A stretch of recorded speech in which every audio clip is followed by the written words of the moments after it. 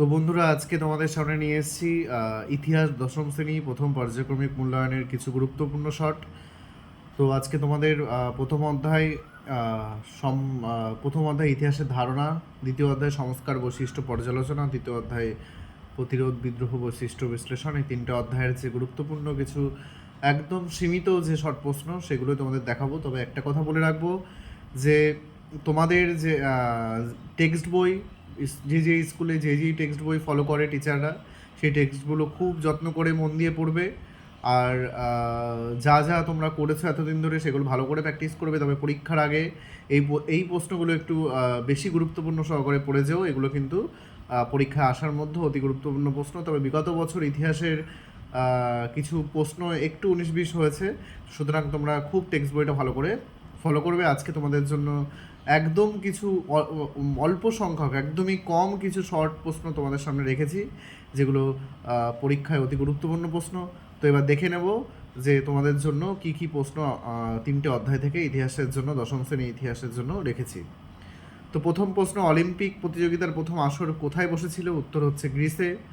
ভারতে ফুটবল খেলা প্রবর্তন করে কারা? উত্তর ব্রিটিশরা বা ব্রিটিশ বাসিন্দারা। মোহনবাগান ক্লাব স্থাপিত হয় কত খ্রিস্টাব্দে? উত্তর 1889 খ্রিস্টাব্দে। রসগোল্লার আবিষ্কারককে? এর উত্তর হারাধন ময়রা। পৃথিবীর শ্রেষ্ঠ নাট্যকার বলা হয় কাকে? উইলিয়াম শেক্সপিয়ারকে। ভারতীয় চলচ্চিত্রের জনক কাকে বলা হয়? দাদা সাহেব ফালকে।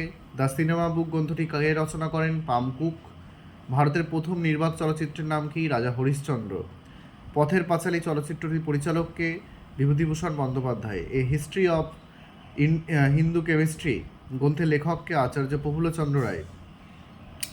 এই প্রশ্নগুলো কিন্তু খুব গুরুত্বপূর্ণ সহকারে পড়বে। এছাড়া এই চ্যাপ্টারের যে প্রশ্নগুলো তোমরা পড়বে তোমাদের সামনে অবশ্যই রাখবো। জীবনের ঝরাপাতা গ্রন্থটি কী ধরনের গ্রন্থ? আত্মজীবনীমূলক গ্রন্থ। বঙ্গদর্শন পত্রিকাটি কবে প্রকাশিত হয়? 1872 খ্রিস্টাব্দে। সরকারি নথিপত্র কোথায় সংরক্ষিত হয়? জাতীয় মহাফেজখানায়। বঙ্গদর্শন পত্রিকার প্রকাশক ও সম্পাদক কে ছিলেন? বঙ্কিমচন্দ্র চট্টোপাধ্যায়। সোমপ্রকাশ পত্রিকা প্রথম সম্পাদক কে ছিলেন? দ্বারকানাথ বিদ্যাভূষণ। সরলাদেবী চৌধুরানীর আত্মজীবনীর নাম কি? জীবনের ঝরাপাতা। বিপিনচন্দ্র পালের আত্মজীবনীর নাম কি? 70 বৎসর। ভারতের প্রথম ঐতিহাসিক গ্রন্থ কোনটি? রাজতরঙ্গিনী। ভারতের কোন শহরকে মন্দির নগরী বলা হয়? বেনারস শহরকে। জামাই ষষ্ঠী সিনেমাটি কবে প্রদর্শিত হয়? 1931 সালে। ভারতীয়রা কাদের কাছ থেকে আলু খাওয়া শেখে? পর্তুগিজদের কাছ থেকে। প্রথম অধ্যায়ের এই প্রশ্নগুলো অতি গুরুত্বপূর্ণ, অবশ্যই তোমরা প্র্যাকটিস করবে। এছাড়া অন্যান্য প্রশ্নগুলো তোমরা অবশ্যই পড়ে নেবে। এবার আমরা আসবো দ্বিতীয় অধ্যায়ে। তো দ্বিতীয় অধ্যায়ের যে গুরুত্বপূর্ণ প্রশ্নগুলো তোমরা পড়বে আমি রেখেছি সংস্কার বৈশিষ্ট্য পর্যালোচনা থেকে। বামাবোধিনী পত্রিকার প্রতিষ্ঠাতা সম্পাদক কে ছিলেন? উমেশচন্দ্র দত্ত। নীলদর্পণ নাটকের ইংরেজি অনুবাদের প্রকাশক কে ছিলেন? Reverend James long. আর তোমরা জানো নীলদর্পণ নাটকের ইংরেজি অনুবাদ কে করেছেন? মাইকেল মধুসূদন দত্ত। সাধারণ জনশিক্ষা কমিটি কবে গঠিত হয়? 1823 সালে। বেঙ্গল গেজেটের প্রথম সম্পাদক কে ছিলেন? James Augustus Hicky. সংবাদ প্রভাকরের প্রথম সম্পাদক কে ছিলেন? ঈশ্বরচন্দ্র গুপ্ত। আনন্দমঠ উপন্যাস কার লেখা? বঙ্কিমচন্দ্র চট্টোপাধ্যায়ের লেখা। ব্রহ্মানন্দ উপাধিতে ভূষিত হন কে? দেবেন্দ্রনাথ ঠাকুর।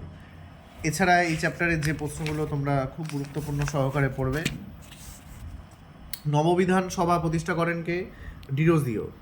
সর্বধর্ম সমন্বয় আদর্শ প্রচার করেন কে? Ramakrishna Paramahansadev. Fort William college কবে প্রতিষ্ঠিত হয়? 1800 সালে। বর্তমান ভারত গ্রন্থটির রচয়িতা কে? স্বামী বিবেকানন্দ। গ্রাম বার্তা প্রকাশিকার প্রথম সম্পাদক কে ছিলেন? হরিনাথ মজুমদার। হরিশচন্দ্র মুখোপাধ্যায় কে ছিলেন? হিন্দু প্যাট্রিয়ট পত্রিকার দ্বিতীয় সম্পাদক। বা যদি তোমাদের প্রশ্ন আসে হিন্দু প্যাট্রিয়ট পত্রিকার সম্পাদক কে ছিলেন, তাহলে কিন্তু হরিশচন্দ্র মুখোপাধ্যায়ই লিখবে। নীলদর্পণ নাটক কার লেখা? দীনবন্ধু মিত্রের লেখা। বেঙ্গলি পত্রিকার সম্পাদক কে ছিলেন? সুরেন্দ্রনাথ বন্দ্যোপাধ্যায়। কে বর্ণপরিচয় রচনা করেন? ঈশ্বরচন্দ্র বিদ্যাসাগর। হিন্দু কলেজ কবে প্রতিষ্ঠিত হয়? 1817 সালে। কলকাতা মেডিকেল কলেজ কবে স্থাপিত হয়? 1835 সালে। এই চ্যাপ্টারের আরও কিছু গুরুত্বপূর্ণ প্রশ্ন তোমাদের সামনে রেখেছি। দেখো, কোন গভর্নর জেনারেলের আমলে সতীদাহ প্রথা রদ হয়? Lord William Bentinck. কে করেছিলেন? তোমরা জানো রাজা রামমোহন রায় 1829 সালে। সাধারণ ব্রাহ্ম সমাজ কবে প্রতিষ্ঠিত হয়?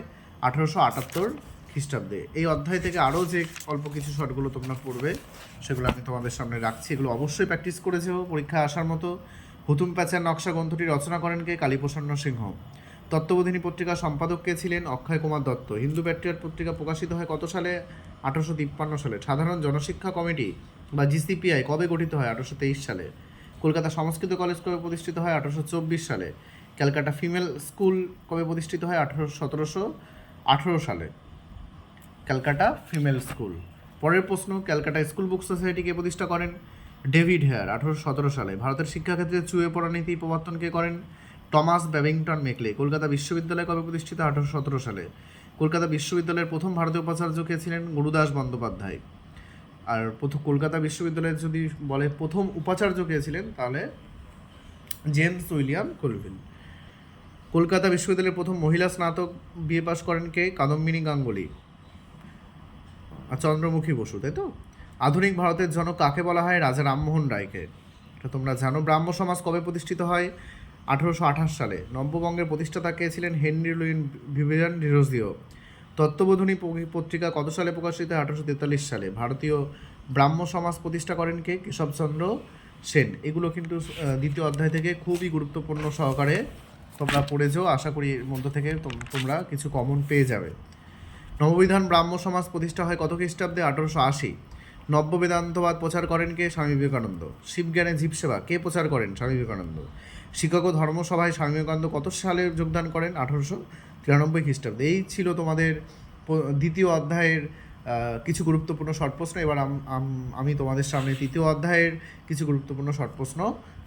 তো এটা তোমাদের তৃতীয় অধ্যায়ের কিছু গুরুত্বপূর্ণ শর্ট প্রশ্ন। ভিডিওটা একদমই স্কিপ করবে না, পুরোটা দেখবে। আশা করি তোমাদের এই প্রশ্নগুলো থেকে তোমরা প্রথম পর্যায়ক্রমিক মূল্যায়নে উপকৃত হবে।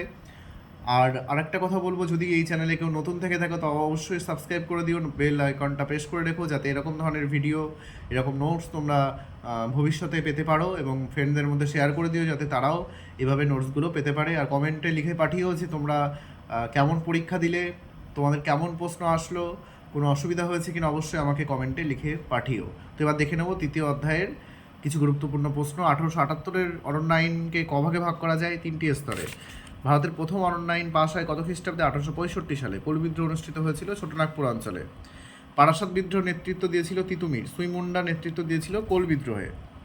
ভাগনাডিহি গ্রামের সঙ্গে সাঁওতাল বিদ্রোহের নাম জড়িত। বিরসা মুন্ডা নেতৃত্ব সংগঠিত মুন্ডা বিদ্রোহকে উলগুনান বলা হয়। এর উলগুনান কথার অর্থ ভয়ঙ্কর বিশৃঙ্খলা। কোল বিদ্রোহের একজন নেতার নাম হচ্ছে বুধু ভগত এবং জোয়া ভগত। আর কোল বিদ্রোহের আরেকজন নেতার নাম সুইমুন্ডা, তোমরা জানো। মহাবিদ্রোহের অগ্রদূত বলা হয় সাঁওতাল বিদ্রোহকে। ওয়াহাবি কথার অর্থ নবজাগরণ। ভারতে ওয়াহাবি আন্দোলনের সূচনা করেছিলেন শাহ ওয়ালি উল্লাহ। ফরাজি আন্দোলনের সূচনা হয় বাংলাদেশে। ফরাজি কথার অর্থ ইসলামের পবিত্র আদর্শে বিশ্বাসী। দারুল ইসলাম কথার অর্থ ইসলামের দেশ। আর দারুল হার্ব কথার অর্থ বিধর্মীদের দেশ বা শত্রুর দেশ।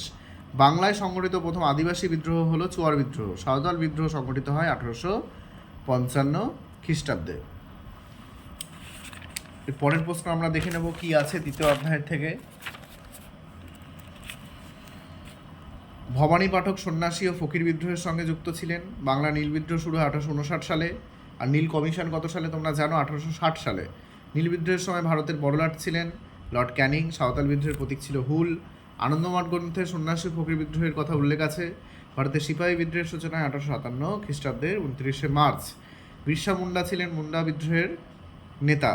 3 আইন পাশ হয় 1872 খ্রিস্টাব্দে। খুদকাটি প্রথা মুন্ডা বিদ্রোহের সঙ্গে যুক্ত। বিশ্বচরণ বিশ্বাস ছিলেন নীল বিদ্রোহের নেতা। আর তোমরা জানো বিশ্বচরণ বিশ্বাস ও দিগম্বর বিশ্বাসকে বাংলার ওয়ার্ড টাইটেলার বলা হয়, এটা উপরে নেবে। বাংলার ফরাজি আন্দোলনের নেতৃত্ব দিয়েছিলেন দুদুমিয়া। দুর্জন সিংহ ছিলেন চুয়ার বিদ্রোহের নেতা। এই প্রশ্নগুলো কিন্তু অবশ্যই তোমরা ভালো করে পড়বে। আশা করি তোমরা এখান থেকে কমন পেয়ে যাবে। আর তোমরা জানো যে সুকান্ত একাডেমি লার্নিংয়ের পক্ষ থেকে তোমাদের এর আগে ইতিহাসের 2 মার্কস, 4 মার্কস এবং 8 মার্কসের সাজেশান দেওয়া হয়েছে। যারা এখনও সাজেশানটা দেখোনি তাদেরকে বলবো অতি শীঘ্রই তোমরা চ্যানেলে গিয়ে সাজেশানটা দেখে নাও, এবং তোমরা কমেন্টে লিখে পাঠাবে যে কেমন তোমাদের প্রশ্ন আসলো এবং কেমন তোমরা কমন পেলে সুকান্ত একাডেমি লার্নিং অ্যাপসের পক্ষ থেকে। তো আশা করবো আজকের ভিডিওটি তোমাদের ভালো লেগেছে। ভালো লেগে থাকলে লাইক, কমেন্ট, শেয়ার করো, সাবস্ক্রাইব করে দিও, বন্ধুদের মধ্যে শেয়ার করো। তো সবাইকে পরীক্ষার জন্য বেস্ট অফ লাক। আবার পরের ভিডিওতে দেখা হবে।